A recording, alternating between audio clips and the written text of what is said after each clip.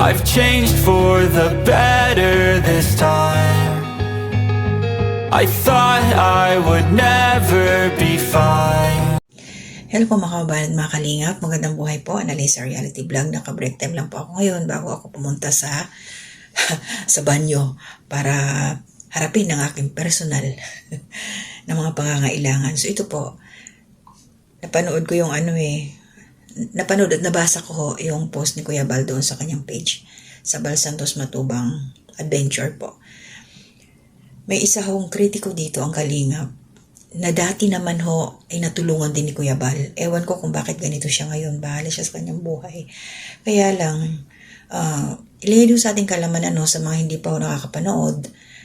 Si Kuya Bal po kasi, sa ngayon, ginagawa niyang libangan. Namamasada siya. Either sa gabi, anytime na lumalabas siya. Basta wala siyang masyadong pinagkakaabalahan. So, walang masama sa pagpamamasada, sa pagtatricycle. Dahil una, yun naman ang kanyang naging source of income ni Kuya Bal noon. Hindi pa siya nagbablog. So, ngayon, parang gusto niyang balikan. Yung pampalipas oras, ayun yun sa kanya. At saka, malaking tulong yun sa ating mga kababayan na walang mga sariling sasakyan. Yan, yung mga pumunta sa merkado, namamalengke, ng mga nanay, mga lola dyan. So, ang pagtatricycle, maliban sa kumikita, source of income din, at the same time, nakakatulong si Kuya Bal sa mga nandun sa lugar nila. Walang masama. Isang uri ng charity yun ginagawa niya. Kasi nga doon sa mga kababayan natin na walang mga masakyan na nagmamadali, mag-aantay pa ba ng mga, mga jeepo, kung ano-ano mga bus, dyan sa mga lugar lang nila, malaking tulong yun. At saka isa pa, syempre, may depensa talaga ako dito. Huwag nating maliitin yung mga tricycle driver, kapiso. Parang hindi ba naman to sumasakay? Hindi ba porket meron ka ng kotse, paano yung mga kamag-anak mo? Meron din ba silang mga sasakyan na kotse? Hindi ba sila nagta-tricycle?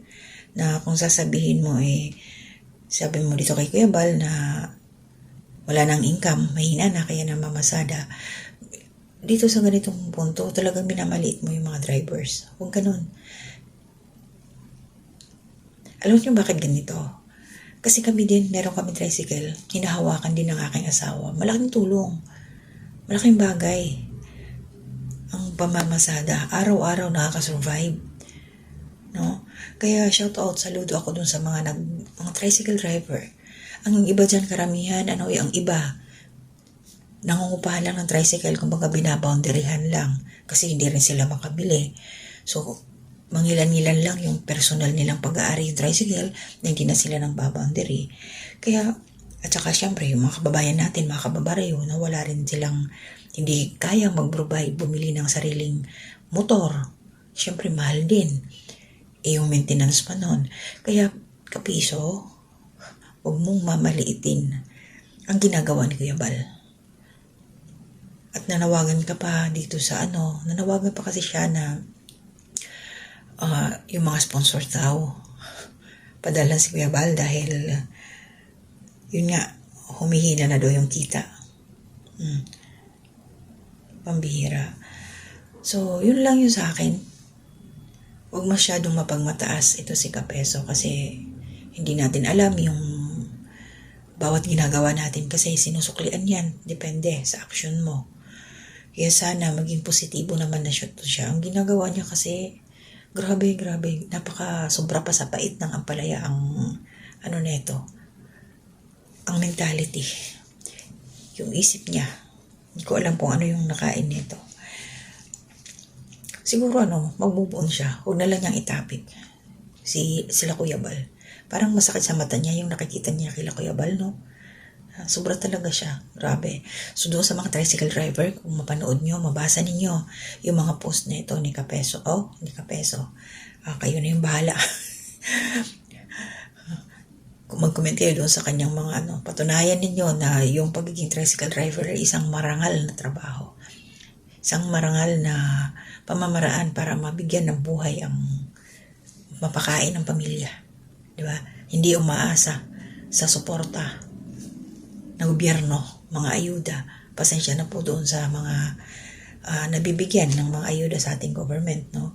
So, deserve mo yun. Dahil pera din naman ng mga taxpayers yun na binibigay nila. Kaya tanggapin ninyo. So, ito, si Kapeso, sana bahala na si Lord sa kanya, no? Dahil walang masama sa ginagawa ni Kuya Bal na pamamasada. Nakakatulong pa siya. So, yun lang yung sa akin.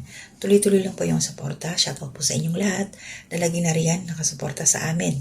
Buong Kalingap tahanan, mga reactors ng Kalingap na sinusuportahan ninyo. Maraming salamat po. Mga silent viewer, nagko-comment, naglalike, nagsishare. Thank you po. Salamat sa hindi ninyo pag-skip ng ads. Ingat po tayo lahat. Always po, laban lang sa hirap ng buhay. So hanggang dito na muna. To God be the glory.